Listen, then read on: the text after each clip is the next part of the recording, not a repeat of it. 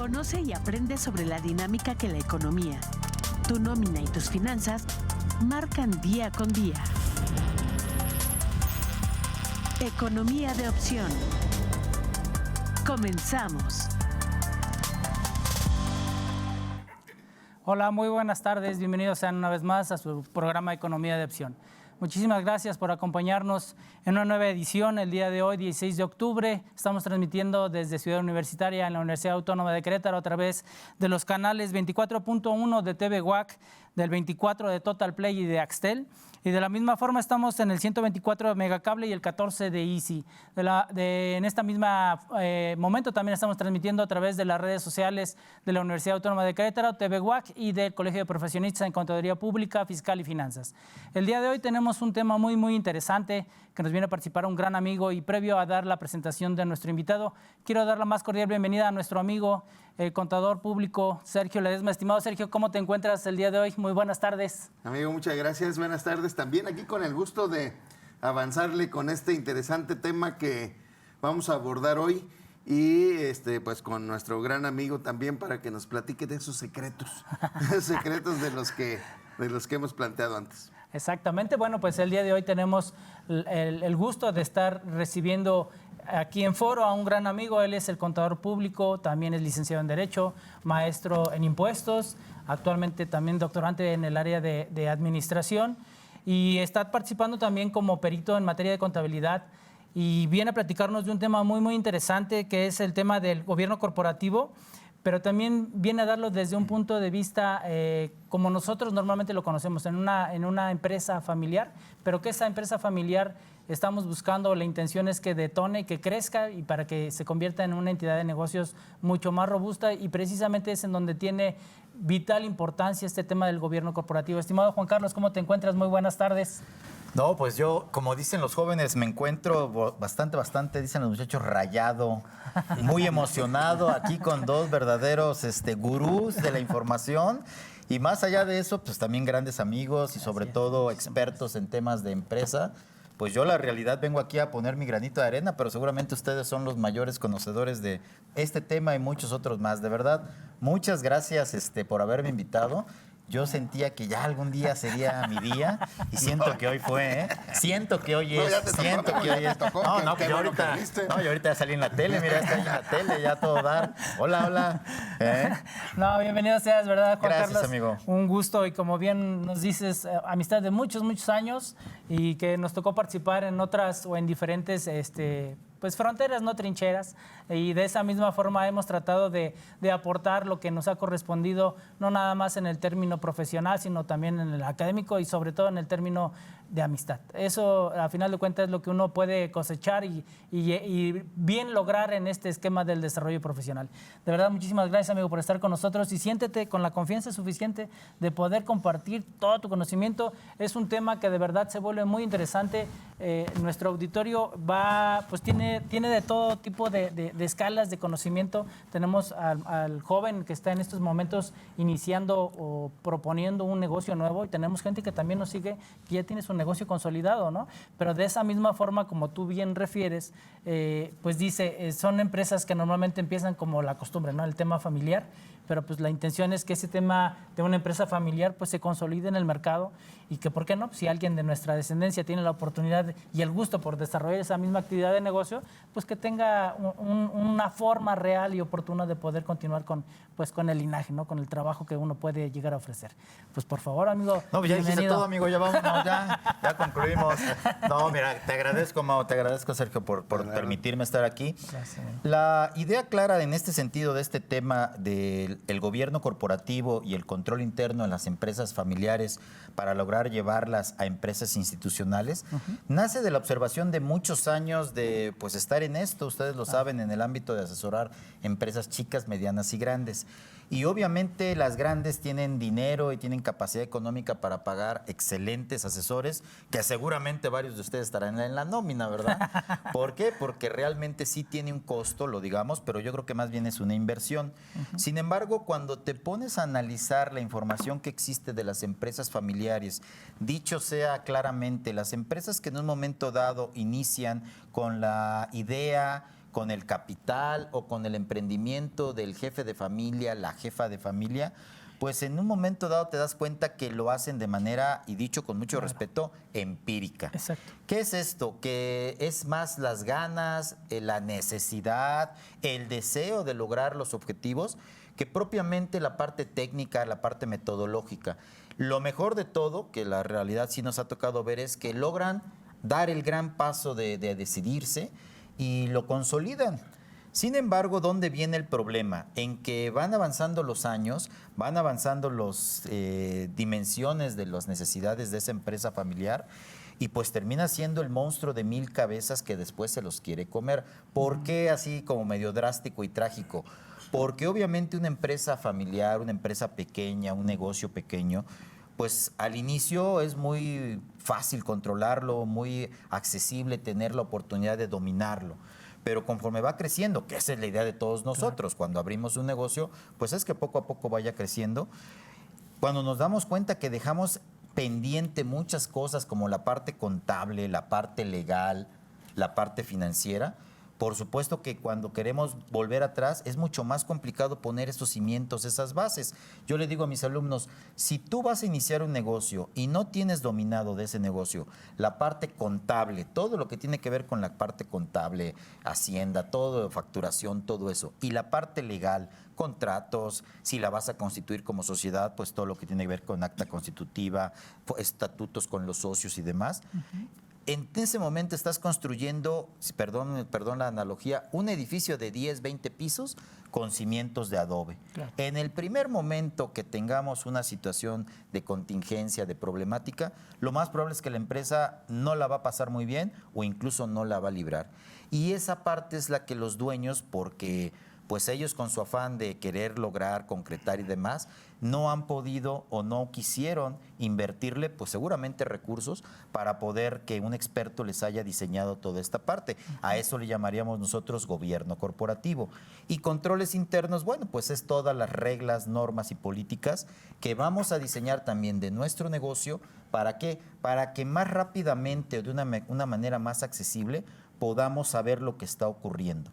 Literal, es un traje a la medida, porque también por eso es importante que los asesores seamos responsables, no por no darles un formato a todas las empresas igual y nada más hacer unos pequeños ajustes. No, cada empresa es muy diferente, cada empresa es muy detallada en su actividad. Sí, amigo, fíjate cómo en esta parte, cómo lo has abordado en esa esencia que tiene la empresa. En un primer momento, cómo quien crea una empresa, el único objetivo naturalmente es el de obtener utilidades, ¿no?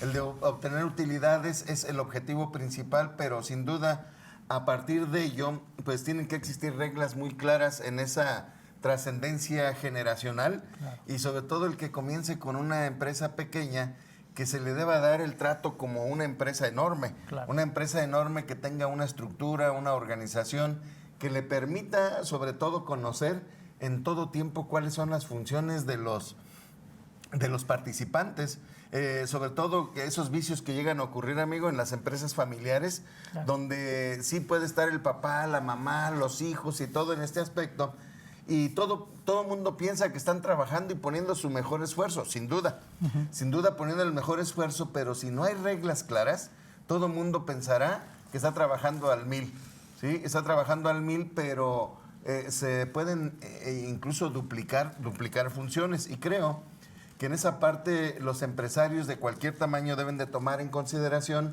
que toda la información que se genera a partir de ello es para tomar decisiones con características muy puntuales, muy importantes, oportunas también desde luego, y que trasciendan en este asunto.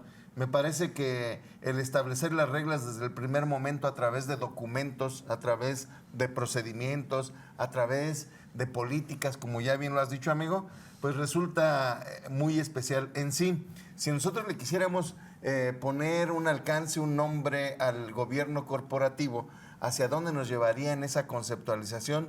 Y luego, ¿cuáles son los elementos que alcanzan a integrar a este gobierno corporativo para que la gente que tiene una empresa pues se vaya enfocando en crearlo con características que sean fundamentales, ¿no? Es correcto. La idea clara aquí es que nosotros lo que tenemos que saber hacer es bajar todas nuestras ideas a un documento. Y esa es la parte como complicada muchas veces para ciertas personas. ¿Por qué? Porque tú le preguntas, cuando hacemos una auditoría, y no me dejarán mentir, cuando tú le preguntas al empresario, chico, mediano, el grande ya trae más expertise, pero chico, mediano le preguntas, oye, ¿dónde está este procedimiento? ¿O por qué tomas esta decisión? ¿Cuál es tu política de crédito? La realidad es que él te contesta, todo lo traigo aquí. Sí. Pregúntame. No, lo quiero ver documentado. No, pues es que yo soy el que toma decisiones. Sí. Ok. Algo tan importante como es, ¿y qué tal si faltas un día? Claro. Cosa que tampoco les gusta escuchar. Si quieres, pues un día hablaremos esa parte de la sucesión y todo eso, porque nadie es eterno. Y si tú tienes una empresa basada en que solamente depende de las decisiones o de la idea o de la estrategia de una persona, pues tienes una empresa que tarde o temprano es una bomba de tiempo. Y a mí me llegan algunos hijos de algunos dueños que fallecieron y tristemente me dicen, contador, pues antes que nada les da uno el pésame, pero te dicen, no, venimos a que nos diga, haga una auditoría de la empresa de mi papá, porque no supimos ni cómo quedó, no sabemos quién nos debe, no sabemos a quién le debe, ahora todo el mundo viene a cobrar y todo. Sí. Y todo es porque precisamente esa parte del gobierno corporativo, esa parte de los controles, pero sobre todo del orden institucional, pues obviamente no se lleva a cabo por esa falta de, y no quiero nombrar cultura, porque no es tema más que nada cultura, sino esa expertise, ese conocimiento de que existen formas claras de yo poder dejar por escrito todos los procesos de mi empresa. ¿Y qué crees, Mao? ¿Qué crees, Sergio? Pues realmente lo que voy a lograr es ser un poco más libre dentro de mi empresa, porque también ves dueños, y dicho también con mucho respeto, que terminan siendo esclavos de la empresa, porque si se van ellos, pues tal vez sí, todo empieza a meterse en problemas porque nadie sabe tomar decisiones. Entonces, el gobierno corporativo nos ayuda en todo, en la parte financiera, en la parte contable, en la parte legal, me evita sobresaltos, digamos, o problemas vamos a tener, porque si no, pues hay que quedarnos en nuestra casa y no salir. También. Y ahí, quién sabe, ¿ah? Oye, por cierto, es agua, ¿verdad? Sí. Es pura agua, ¿ah? Es agua. Hoy sí. Bueno. Hoy sí. Pero realmente sí, los empresarios tienen que entender esa parte, que deben desprenderse del conocimiento, pero para plasmarlo en documentos. Y después que los resguarden, porque me queda claro que está el recelo, está esa sensación de que me roban las ideas y demás. Pero honestamente es peor cuando llega la sorpresa de cualquier decisión tomarla y no tengas la misma directriz que a lo mejor el fundador. Nosotros lo manejamos así, es el socio fundador, el que trae toda la visión, misión, valores y demás de la empresa. Y no es un tema tampoco administrativo 100%, no es contable 100%, no es legal 100%, es un amarre o es una integración de las 4 áreas o de las áreas que sean necesarias, la de producción, la de, no sé, ventas y demás. Muchas veces decimos de broma, es que nosotros vemos que usted toma decisiones de cómo ande de buenas o de malas. Si anda de buenas, todo va bien y te perdona todo. Si anda de malas, híjole, hasta los trabajadores se esconden. Y eso genera que una empresa pues no tenga la capacidad de crecer porque los mismos trabajadores pues desafortunadamente no lo consideran algo profesional. En México, un dato así rapidísimo, que no vengo a soltar aquí cifras, pero sí en México, el 95% de las empresas son catalogadas como empresas familiares. Y no hablas de negocios así misceláneas, que también son importantes sacarlos adelante, porque son el futuro de una familia.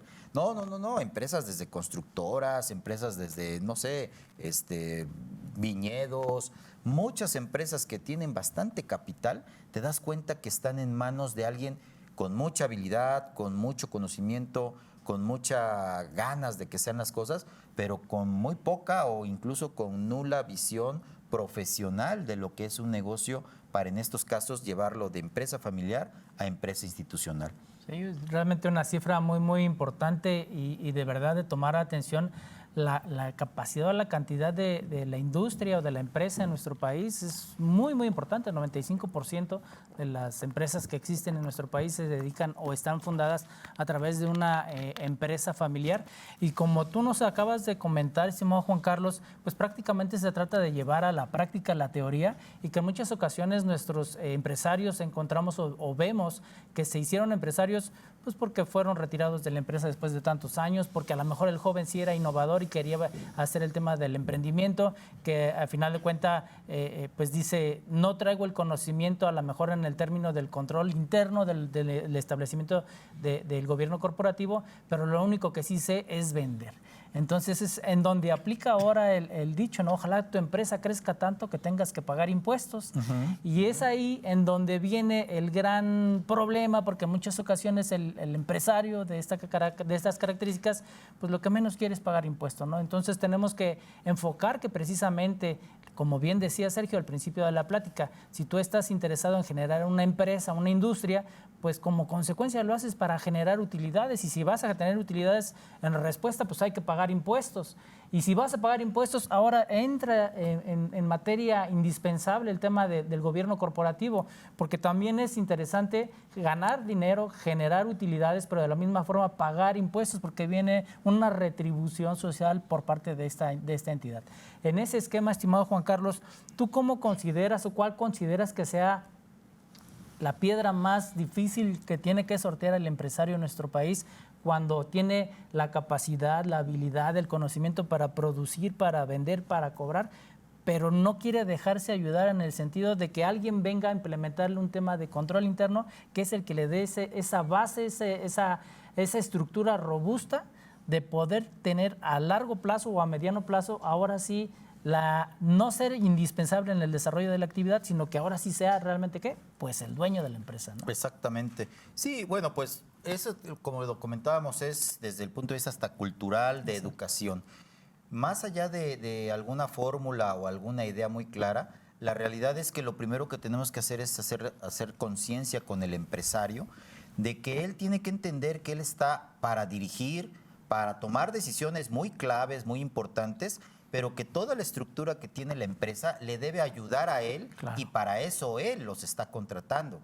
Porque si no, pues como dice ahí un dicho, un meme que dice, contrata a los mejores y déjalos hacer su trabajo, o contrata a los peores y tú ponte a hacerle y a dirigirlos a ellos. La realidad es que es el crecimiento natural, pero también tienes que soltar el poder, claro, tienes que soltar la dirección y buscar la manera de que las personas que te están llevando a cabo esa administración o ese apoyo administrativo, pues sean gente ética, sean gente profesional, sea gente que de verdad sepa. Pero ¿qué crees? El problema aquí, Sergio, el problema aquí, Mauricio, es que todos hemos sufrido de eso, del afán protagónico, del afán pues del poder, porque ¿por qué no decirlo? Es muy agradable, claro, y eso me ha tocado ver, por ejemplo, en la sucesión, cuando vienen los hijos. El papá sigue ahí metido porque siente que él es el que lo fundó, y no es una cuestión mala, pero te das cuenta que no está dejando desarrollar al hijo como debe ser en ese liderazgo que está tomando en una empresa familiar, porque aún sigue él teniendo las ganas, el esfuerzo o el interés de estar presente. Entonces, creo yo que lo principal que tendríamos que hacer es hacer un acto de conciencia de que la realidad es que en una empresa que sea exitosa, lo primero que tienes que entender es que no debe ser indispensable. Una empresa debe saber, cada persona que está dentro de su órgano o de su administración, qué le toca hacer a cada quien. Perdón la expresión, pero es como un relojito que cada uno tendrá que cumplir en tiempo y forma y calidad sus objetivos, su trabajo y demás. Entonces, esa es la labor del dueño, esa es la labor del directivo, generar los controles, las maneras, las formas de supervisar y de controlar. Y no quiero ser comerciales, pero de ahí venimos precisamente los auditores. Muchas veces el auditor servimos para darnos cuenta, o para que se dé cuenta el empresario, si realmente, uno, sus trabajadores están cumpliendo; dos, si se está haciendo de la manera correcta; y tres, si ellos mismos están tomando las decisiones correctas. Porque lo bueno del auditor es que de entrada tiene que tener una independencia mental. O sea, el auditor no llega a quedar bien con nadie, llega a decir lo que realmente está pasando. Entonces, cuando nosotros auditamos y nos damos cuenta que la empresa no va bien, pues lo tenemos que informar. Claro, muy diferente es cuando audita la autoridad, que ahí vienen las sanciones, a que cuando audita un auditor independiente que le da propuestas de mejoras, decirle dónde están los errores, cuáles podrían ser las oportunidades de ir avanzando. Y con eso, si el dueño tiene esa habilidad, esa capacidad de escuchar y sobre todo de entender, claro, que es por el bien de su negocio, seguramente el negocio va a empezar a avanzar, va a empezar a crecer.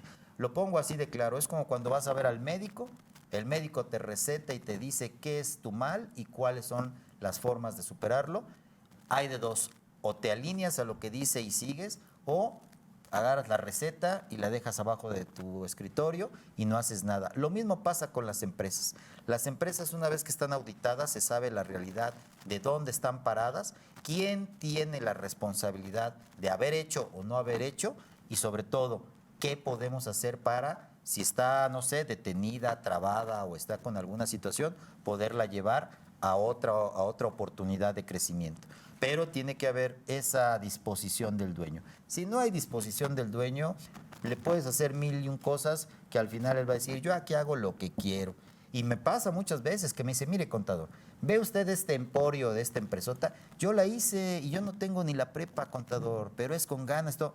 Le digo, mire, pero eso sucedía hace 30 años, 20 años. Hoy en día con la tecnología, hoy en día con las autoridades, hoy en día con la parte legal tan avanzada, derechos humanos y demás, no puede decirme usted que no tiene contratos laborales sus trabajadores. No me puede decir que no está teniendo usted un compliance en materia legal, en materia fiscal, en materia financiera.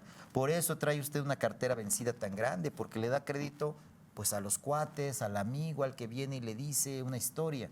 Eso hoy en día ya no se puede. Ya tienes que tener bases claras sobre las cuales vas a tomar decisiones, desde dar un crédito hasta negarlo. Claro. Y fíjate cómo en esta parte de la gente en no querer ver la estructura de sus empresas de una manera ordenada, en muchos de los casos se cae en tanto conflicto que no pueden continuar las empresas. Exacto. Realmente se mueren con el dueño que no quiso mover nada. Se mueren en ese aspecto cuando hay el esfuerzo de crear manuales, políticas, un manual de organización o algunos otros documentos que permitan organizarte bien. Hay que platicarles también a quienes nos escuchan de que los manuales y las políticas y los documentos que implican procedimientos son para leerse continuamente y no para guardarse y que se vean bonitos, ¿no? Alguna vez alguien me decía, es que, a ver, este manual de organización, no, quedó muy padre, se va a ver muy bonito ahí en ese librero. Suena bien, pero realmente se trata de que lo lean todos los interesados y que a partir de ahí cada uno vaya cumpliendo sus funciones, incluso el dueño que en un momento dado hace las funciones de director general o de director o de gerente, ¿sí? Pues en ese momento él debe de cumplir las reglas que están establecidas. Y si no las cumple, pues lo vas a tener que correr y darle chamba de dueño. Y aún para ser dueño necesita estar bien estructurado en ese aspecto. Me parece que los empresarios, sobre todo los micros y pequeños, todavía los medianos, tienen un conflicto con el cumplimiento de ciertas normas que le dan seguridad, sobre todo el reconocer los órganos de gobierno, ¿sí? Que deben de existir en una empresa y que deben de integrarse, y que nos gustaría que nos platicaras de qué manera se va integrando esa necesidad de un consejo de administración, de las asambleas, de todos esos elementos que le dan vida real a la empresa, ¿no? Claro. Acabas de tocar un punto muy interesante, pero mira, quiero regresarme tantito al tema de los manuales, porque hay diferentes tipos de manuales, pero yo le digo a mis alumnos, a ver, le digo, ¿saben lo que es este manual, seguridad, higiene, políticas contables y demás? Y pues algunos sí, otros no. Le digo, miren, ¿cuál es el problema? Y lo acabas de decir muy bien, Sergio. De nada sirve que lo tengas si es letra muerta. Ok, es primero tenerlo, luego que la gente lo sepa, lo estudie y lo cumpla, y después evaluarlo. O sea, son esas 3 etapas: crearlo, implementarlo y evaluarlo. Porque si no, va a ser letra muerta. Y yo le digo a mis alumnos, miren, ¿cuántos de ustedes han abierto la cajuela de su coche y leído el manual del auto? Pues la verdad, pocos. Le digo, ojalá no sea que cuando lo quieran leer sea cuando estén a las 3 de la mañana en una carretera que no haya nadie y no sepas dónde va el gato para elevarlo y cambiar la llanta.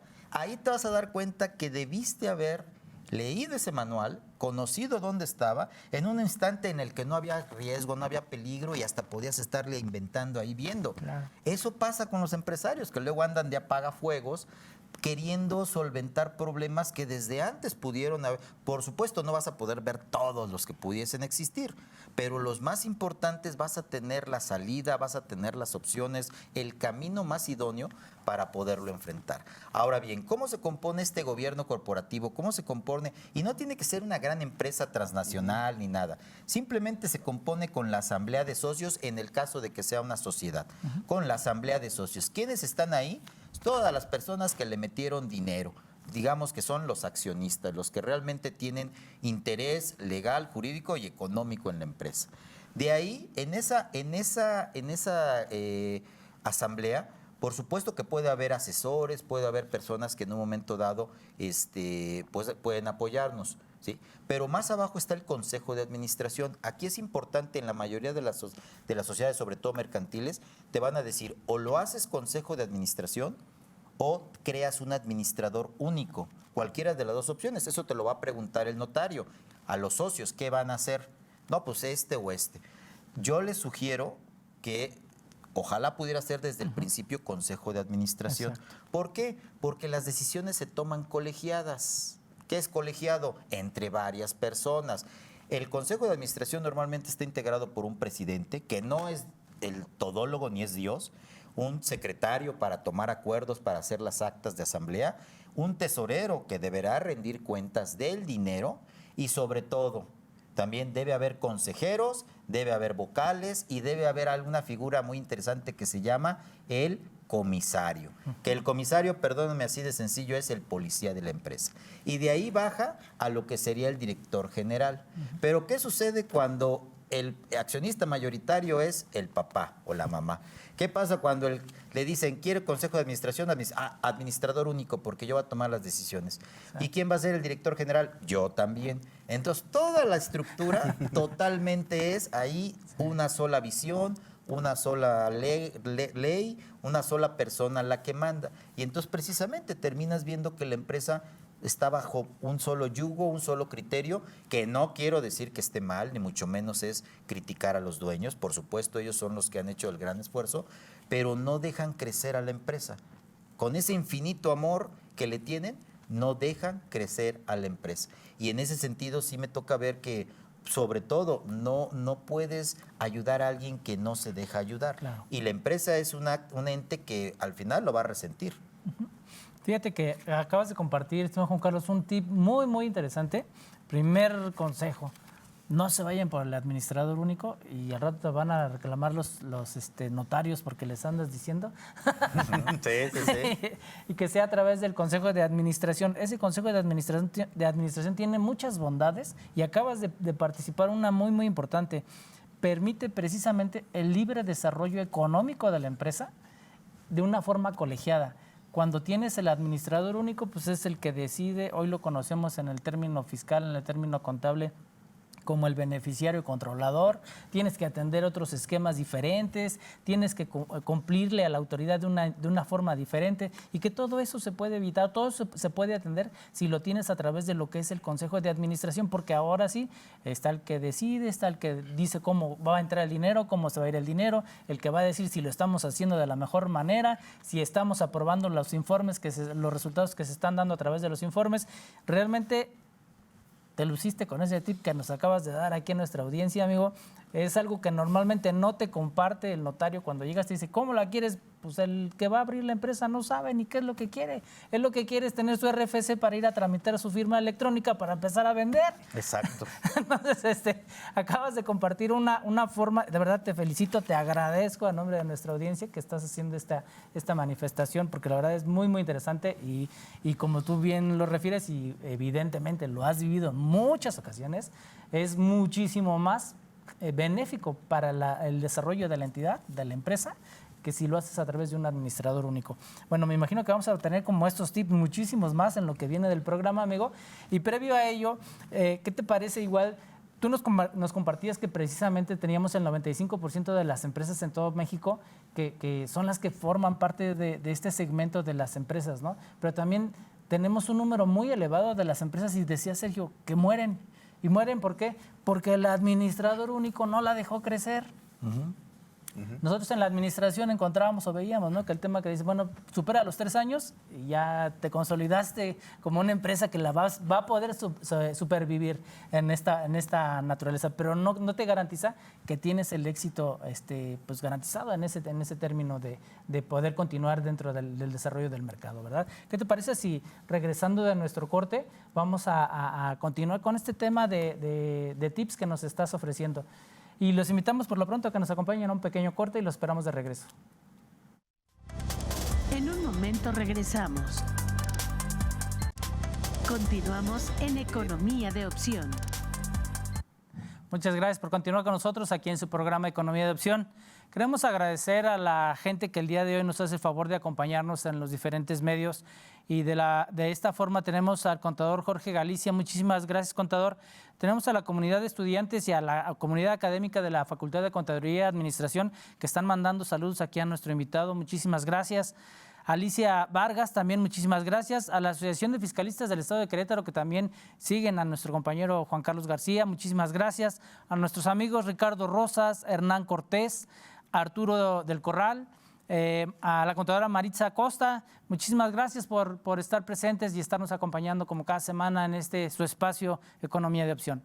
Bueno, pues vamos a continuar con la entrevista que tenemos el día de hoy con nuestro invitado, un tema muy importante, y previo a irnos a corte nos había compartido un tip que decíamos hace rato, le van a pasar la cuenta a los notarios. Entonces, bajo esa misma consideración, estimado Juan Carlos, ya nos compartiste que lo primero que tú buscarías y tú propondrías para cuando vas a consolidar y vas a generar una empresa, en este esquema es el tema de generarlo a través de un consejo de administración.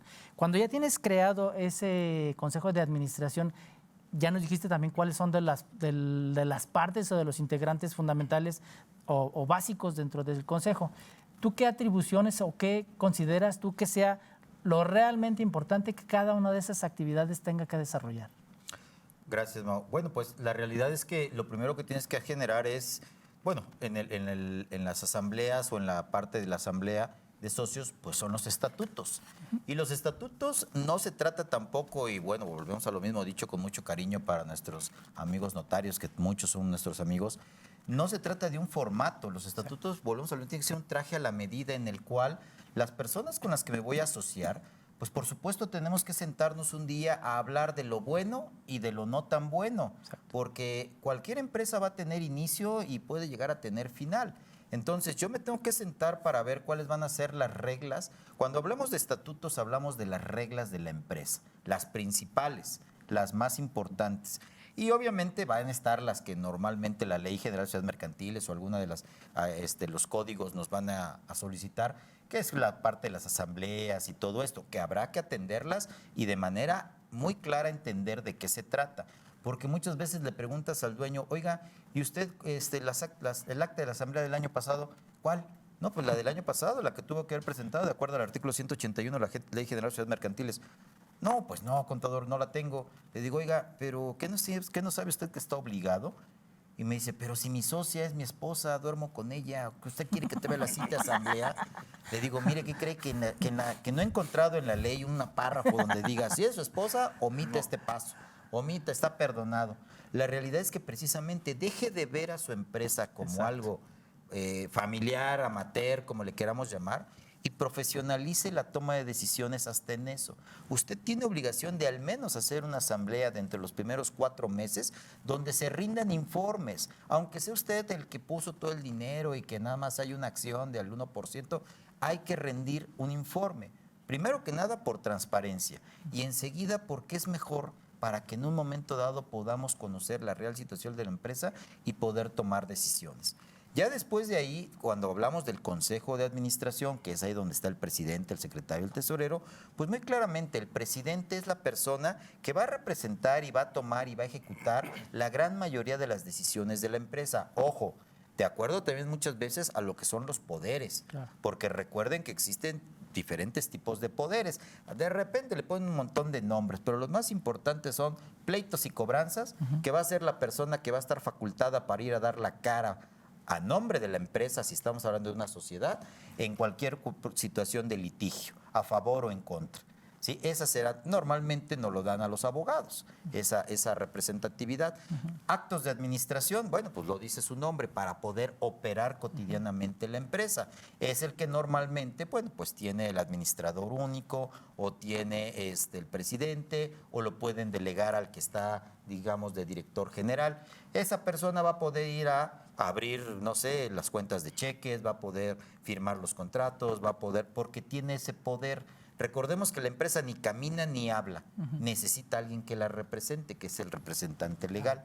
Y por último, ese sí es uno que tienen que cuidar muchísimo, el poder para actos de dominio. Cuidado, porque ese sí es un poder que en un momento dado, si no se le pone restricciones, podría la persona que lo ostente o que lo tenga a favor, pues poder hacer movimientos en el sentido de compra-venta de activos de la empresa o de la sociedad, y ahí sí existe un riesgo. ¿Por qué? Porque muchas veces lo sueltan así nada más y resulta que pues la persona, digo, independientemente si es el dueño o no, pues ejecuta o hace actos pues que no son muy claros, muy transparentes y pudiesen meterse en algún problema. Normalmente eso lo sugerimos que se los den, pero que diga una cláusula que previamente tuvo que haber habido una asamblea en el que le instruyeran exactamente cuál tenía que hacer. Por supuesto está el tesorero. Claro. El tesorero es el responsable de toda la parte financiera de la empresa, de las entradas, las salidas, los presupuestos, por favor.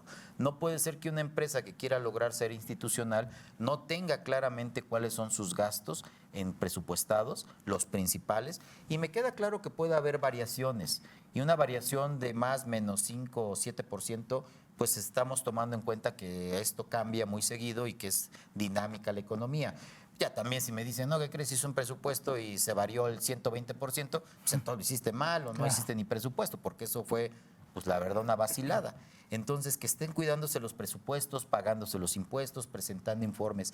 Yo donde me doy cuenta a lo largo de mis años de experiencia como auditor y asesor, es precisamente esa transparencia, que la gente no está acostumbrada a rendir cuentas. Tristemente, la persona que le pides cuentas siente que estás pues ya faltándole al respeto, o que ya no confías en él, o que alguna cuestión estás enojado. La realidad es que no, el rendir cuentas es algo incluso vital para una buena relación de socios. Claro. Yo no puedo pensar que me dé pena pedirle cuentas a mi socio, pues quiere decir que entonces no hay esa confianza, esa capacidad. Y si, por ejemplo, es un socio de negocios que ni a mi amigo es, pero le metimos dinero, peor aún. Oye, pues vamos a ver que alguien rinde esas cuentas, que volvemos a lo mismo, tendría que ser el notario. El secretario, ¿quién es el secretario? Es la persona que se encarga de toda la parte societaria, del orden, de las actas. Acuérdense que debe haber actas de asamblea, debe haber actas de consejo. ¿Qué es un acta? Es un documento en el cual se cite todo lo que sucedió ese día que nos reunimos. ¿Quién se reunió? ¿Cuál era el orden del día? El orden del día son los puntos que íbamos a tratar y qué pasó con cada punto que tratamos, cuál fue la resolución, cuál fue la decisión, y plasmarlo claramente. Ahí yo les digo a mis alumnos, que les mando un saludo, por cierto, a todos mis alumnos que los quiero mucho, les digo, por favor, aprendan. Y que me están viendo, no, por eso digo que me están viendo. Espero no se estén durmiendo. Que les digan a los otros que te vean en la repetición. En la repetición, ¿qué hora es la repetición? ¿A las 12? ¿El sábado? Es el sábado. El sábado, por si no le queda claro algo, el sábado ya digo otras cosas. Pero bueno, no me distraigan. Pero bueno, aquí lo importante es de que cuando nosotros nos reunimos a rendir cuentas, es importante que las personas sepan que pueden preguntar, hay esa libertad, porque nosotros en principio lo que queremos es, como auditores, que haya esa confianza en las cifras. Y el secretario pues tiene que tomar notas. Recuerden que hay libros societarios. Algo bien importante aquí, el artículo del Código Fiscal, el 28, que tú lo dominas totalmente, mi estimado Sergio, te dice en qué consiste la contabilidad o cómo se conoce o se compondrá la contabilidad. ¿Y qué crees? Todo el mundo pensamos que es pura cuestión de documentos contables. Dice los libros sociales. Exacto. En ese momento las auditorías hoy en día de las autoridades, puedo decir que empiezan, y ustedes lo saben, por la parte legal. Sí. Tú podrás llegar como contador con toda la información financiera y te cuadra y te dice el auditor, espérame, no te pidió nada de esto. Bueno, pero es una auditoría fiscal. Sí, pero dime quiénes son los socios, dime cómo está constituida, cómo está su RFC, cómo está todo esto. Primero dame la parte societaria, porque el artículo 28 del Código Fiscal de la Federación te dice en qué se compone la contabilidad y dice claramente libros sociales. Por lo tanto, el secretario es muy importante. Y por eso digo que a mis alumnos les digo, por favor, aprendan a redactar. Y no me dejarás mentir, mi estimado Sergio, que cuando revisamos las actas nos damos cuenta que, con todo respeto, las escribió Cantinflas, que al final dices tú, bueno, ¿y qué quiso decir?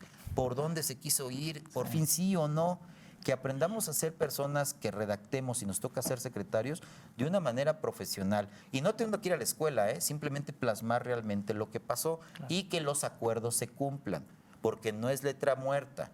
Si dijimos que íbamos a comprar el terreno ubicado en tal lugar e instruimos al director de la empresa para que lo realice, la siguiente asamblea que tengamos, a ver qué hiciste y por qué sí y por qué no lo hiciste. Porque los acuerdos son para obedecerse por parte de los que ejecuten, en este caso, la parte administrativa de la empresa. Y ya por último, ya vimos el presidente, el secretario y el tesorero. Están los vocales o los consejeros. Bueno, su nombre lo dice, el consejero es el que aconseja. Ya cada quien decidirá cuántos y qué tipo de consejeros tendrá, pero son gente externa que va a venir a darnos una opinión respecto del tema, pues sobre todo que es primordial para nuestra empresa.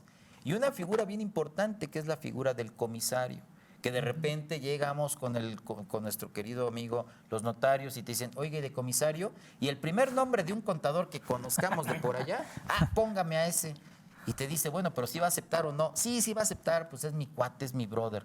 Y resulta que al final, pues eso no es la labor del comisario. La labor del comisario es, lo dije, ser el policía. Por eso, de una vez sépanlo, mis queridos alumnos, cuando acepten ser comisarios, cobren bien, claro, pero además sepan que no van a ser populares. Porque es el que se encarga de andar viendo que las cosas se cumplan, se hagan en tiempo, forma y como dicen las reglas, las normas o las políticas. Y ya de ahí, seguramente que todo lo que sea la parte operativa de la empresa, que nace del director general hacia abajo, de ahí en adelante ya hay una cuestión de relación laboral, que eso Sergio es el experto en esos temas, de todo lo que tiene que ver con relaciones laborales. Hacia arriba no, Hacia arriba es el consejo gana emolumentos, por ejemplo, y los accionistas, pues por supuesto dividendos.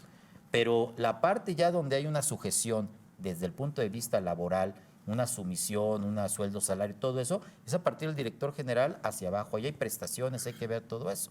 Entonces, hay que generar los manuales de políticas contables, de contratación, de seguridad de higiene, dependiendo qué tipo de empresa tengamos.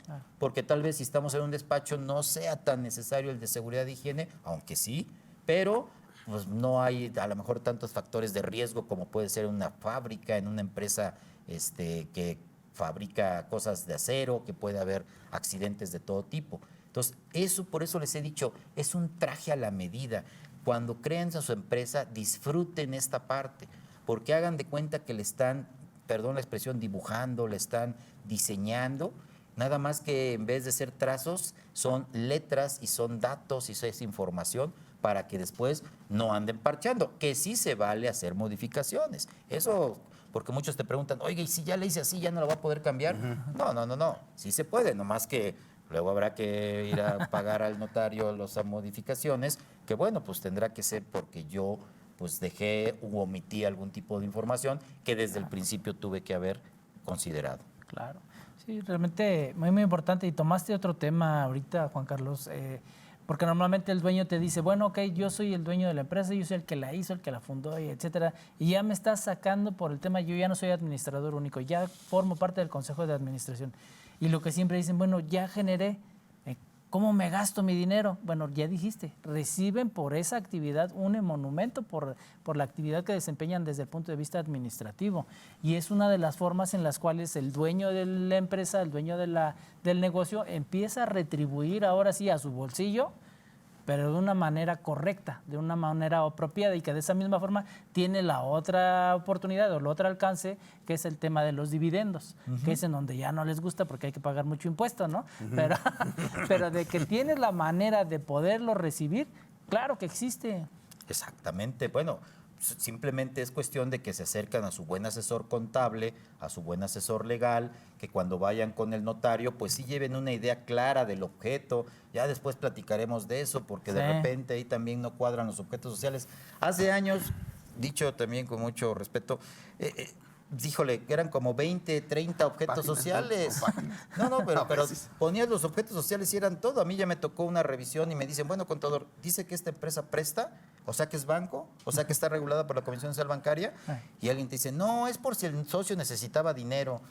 Eso no es objeto social, eso es una cuestión esporádica. Pero si usted está poniendo esto, usted tendría que darme todas las documentaciones.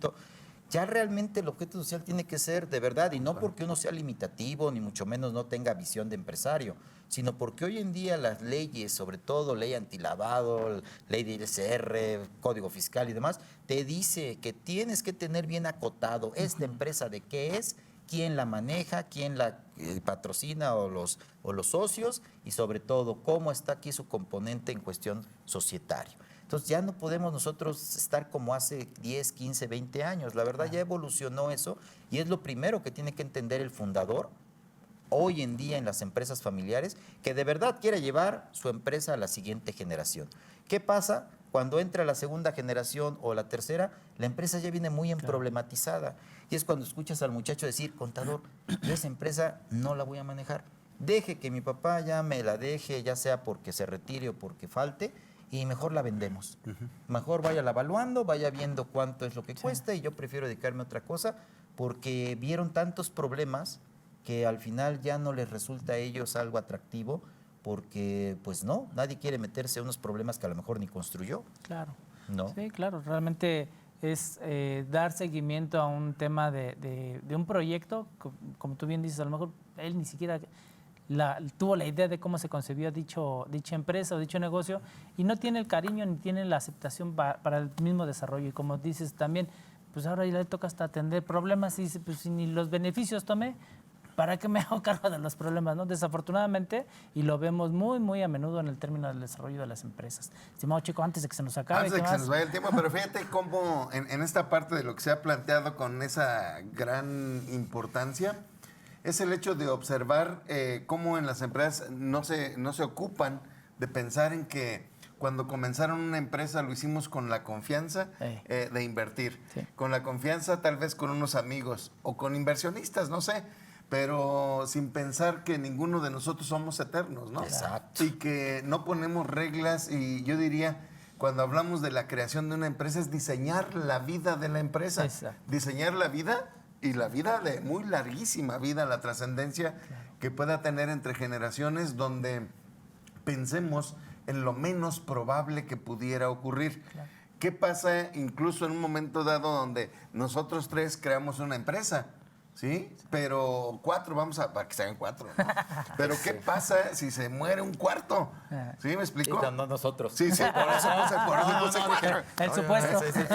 ¿Me explico? Entonces hay un 4, pero nosotros hemos creado las reglas, vamos trabajando en la confianza, en el mismo interés y en esa misma apertura. Pero si el otro fallece, tomemos en cuenta que van a entrar otras personitas, y esas personas tendrán ideas muy especiales. Entonces, sí hay que identificarlo incluso entre la familia, aun y cuando sea tu esposa, es tu socio. Claro. Es tu socio, y tampoco las relaciones entre las personas son eternas. Exacto. Entonces hay que ver las consecuencias que puede tener, y ante lo que platicaba muy acertado nuestro amigo Juan Carlos, es la rendición de cuentas. Te ocupaste de darle esa rendición de cuentas a alguien que en un momento estaba tan cercano. Bueno, pues podrá haber un momento donde te pueda exigir esa rendición de cuentas de todo el tiempo que no lo hiciste. Y finalmente, identificar las responsabilidades de los socios, de los accionistas, ante esa falta de vigilancia o falta de control en todo este asunto, ¿no, amigo? Claro. No, y ya para cerrar, yo quisiera decir, y les agradezco de verdad esta oportunidad, porque esto es cultura verdaderamente empresarial. No se trata de decirles que es difícil, no se trata de decirles que es un problemón, no, al contrario. Se trata de decirles que si este es el camino en el cual hay la mayor oportunidad de ser exitoso, por favor no dejen de tomarlo. Porque el hecho de tomar atajos o el hecho de no tomar más que por donde yo considere que es lo importante, claro que sí puede ser que logren ciertos objetivos, porque no vamos a decir que no. En estos tiempos ya es mucho más difícil, ¿eh? Volvemos a lo mismo. Hace 20 años yo ponía una empresa y a ver, Dios dirá, y en un momento dado sí lo lograba. Pero hoy en día, con todo el montón de información, cruce de información y sistemas electrónicos, pues ya es muy difícil. Y lo peor que puede pasar es que uno le ponga tiempo, que es lo más valioso que un hombre y una mujer tiene, que le pongamos dinero, que también es valioso, pero no tanto, no tanto, y le pongamos todo nuestro amor y todo, y termine eso no siendo lo que nosotros buscábamos, o volvemos a lo mismo, siendo un dolor de cabeza que no me deje estar, no me deje dormir. Entonces, por favor, sí es importante, emprendan. No venimos a decirles que es difícil, no venimos a decirles que no lo hagan, no venimos a quitarles esa emoción, no. Venimos a decirles que hay una partecita que muchas veces se olvida, que es la parte legal y contable de las empresas. Y esa no nos la podemos quitar. No basta hoy en día con tener una buena idea y tener billetes y tener ganas. El otro factor o los otros factores son manéjalo contablemente y manéjalo legalmente. Porque si no, pues sí, lejos de ser algo que disfrutemos, ahí sí se va a convertir en algo pues que realmente va a ser un dolor de cabeza, que para eso nadie pone una empresa. Las empresas son para prosperar, y las tenemos y las conocemos y las hemos sacado adelante. Aquí ustedes dos son gente que lo ha hecho una y mil veces de asesorar empresarios hechos bolas y que ahora ya los hicieron ser gente de progreso.